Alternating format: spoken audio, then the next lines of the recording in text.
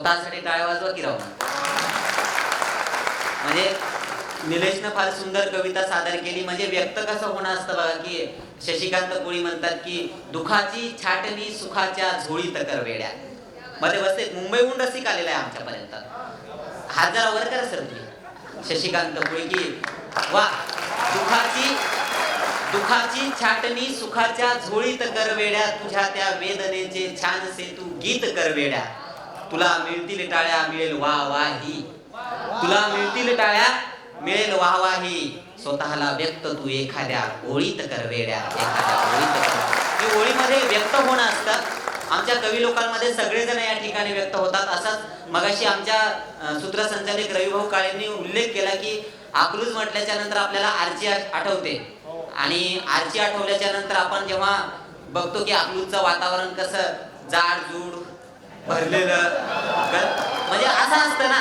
पण आमचा कवी असा परशासारखा दिसतो. रोहित देशमुख अकलूजवरून आलेला आहे. मी विनंती करतो की रोहित देशमुख यांना आपली एक रचना समोर ठेवावी.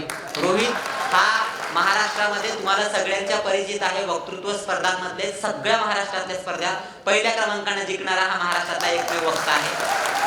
ज्याप्रमाणे वक्ता म्हणून चांगला आहे तसा माणूस म्हणून सुद्धा चांगला आहे. अविनाशला चांगलंच माहिती आहे. म्हणजे परवापासनं तो आणि त्याची मैफिल, दोघांची मैफिल जेव्हा व्हॉट्सअपवरती रंगते तेव्हा आम्हाला सुद्धा आनंद होतो. असाच व्हॉट्सअपवरच्या मैत्रीतून निर्माण झालेला संवाद तुमच्यापर्यंत पोहोचत आहे. आदरणीय कवी रोहित देशमुख. धन्यवाद दसू. त्यांची छोटीशी ओळख आहे आणि खूप मोठी आहे ती. धन्यवाद. त्यांनी उल्लेख केला तसं वक्तृत्व स्पर्धेतून मी आलोय. या ठिकाणी वक्तृत्व क्षेत्रातले आमचे आदरणीय महेश दादा या ठिकाणी उपस्थित आहेत. त्याचबरोबर जिजा शिंदे सर या ठिकाणी उपस्थित आहेत, कदम सर आहेत. या सगळ्या मंडळींचं औरंगाबादमध्ये आल्यानंतर प्रेम तर मिळतंच, तसं इथल्या रसिकांचं आणि 1-1.5 वर्ष मी इथं शिकल्यामुळे इथले भरपूर माणसं मला ओळखतात. अशा सगळ्यांना पाहिल्यानंतर फार आनंद होतोय.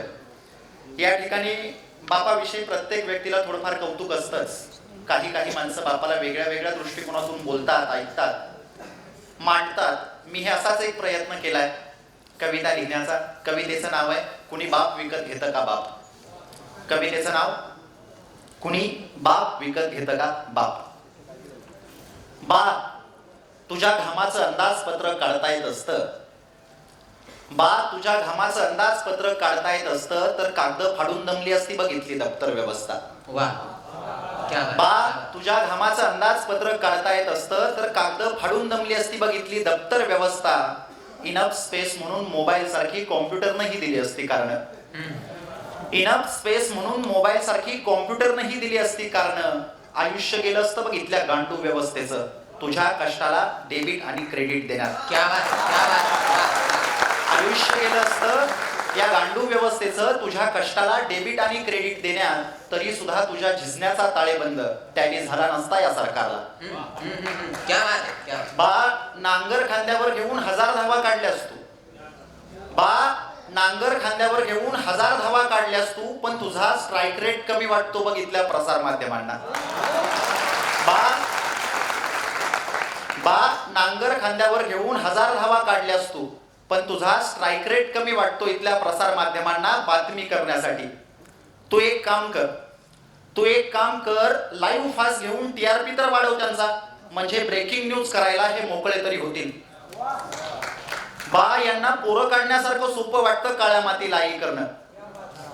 बा यांना पोरं काढण्यासारखं सोपं वाटतं काळ्या मातीला आई करणं, पण नांगराचा बैल मेल्यावर बैल म्हणून झुंपताना कुठं पाहिलं असतं रे त्यांनी तुला. फुटलेल्या ढेकळात तू जन्माला घालत असतोस तुझी हिरवी पिलावळ. फुटलेल्या ढेकळात तू जन्मास घालत असतोस तुझी हिरवी पिलावळ. विकत असतो दलाल तेव्हा सुद्धा तुझ्या नशिबाचा कॅनव्हास कोराच असतो. बा तू शासनाच्या चौकटीतल्या उमऱ्यासारखा. बा तू शासनाच्या चौकटीतल्या उमऱ्यासारखा नुसती उरावरून बघ तुझ्या चपल्यांची वर्दळ. बा तू शासनाच्या चौकटीतल्या उमऱ्यासारखा नुसती उरावरून तुझ्या चपल्यांची वर्दळ. तू असला काय नसला काय फरक पडत नाही यांना. तू असला काय नसला काय अरे फरक पडत नाही यांना. कुठे भरतो का हो बाजार जिथे बाप विकता येतो. कुठे भरतो का हो बाजार जिथे बाप विकता येतो. मला माझा बाप विकायचा आहे. प्रामाणिक आहे, कष्टाळू आहे, असाच शोनोशोनी कोपऱ्यात बसून रडतो सुद्धा. अहो मला माझा बाप विकायचा आहे. कोणी बाप विकत घेतय का बाप? अहो कोणी बाप विकत घेतय का बाप?